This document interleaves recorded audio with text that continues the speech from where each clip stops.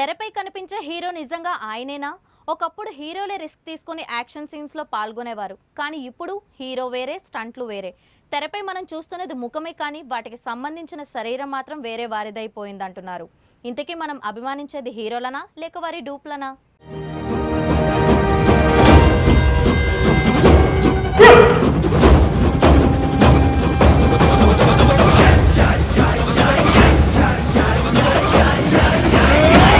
Star హీరోలకు డూప్లు ఉండడం common. వాళ్ళ హీరోలకు బదులు రిస్క్ స్టంట్లు చేస్తుంటారు. అప్పుడప్పుడు రియల్ హీరోల్లాగా టీవీ షోల్లో హల్చల్ చేస్తుంటారు.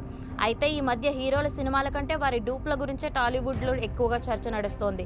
ఎస్పెషల్గా పాన్ ఇండియా స్థాయి క్రేజ్ సంపాదించుకున్న స్టార్ హీరోలు తమ సినిమాల్లో బాడీ డబుల్స్ను ఎక్కువగా వాడుతున్నారని గుసగుసలు వినిపిస్తున్నాయి. కొందరు స్టార్ హీరోలు కేవలం క్లోజప్ షాట్ల కోసం మాత్రమే కెమెరా ముందుకు వస్తున్నారట.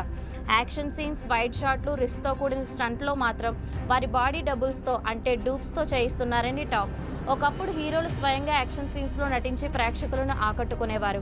కానీ ఇప్పుడు పాన్ ఇండియా సినిమాల హవా నడుస్తున్న నేపథ్యంలో భారీ బడ్జెట్ చిత్రాల్లో రిస్క్ తీసుకోవడానికి హీరోలు ముందుకు రావడం లేదట.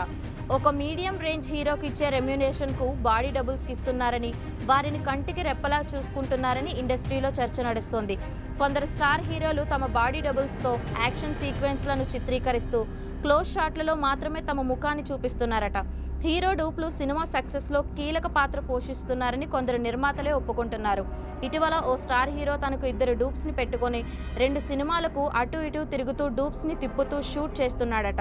ఇది గాసిప్పో లేక రియలో తెలియదు, కానీ డూప్స్ హవా అనేది ఇంట్రెస్టింగ్ న్యూస్గా మారింది.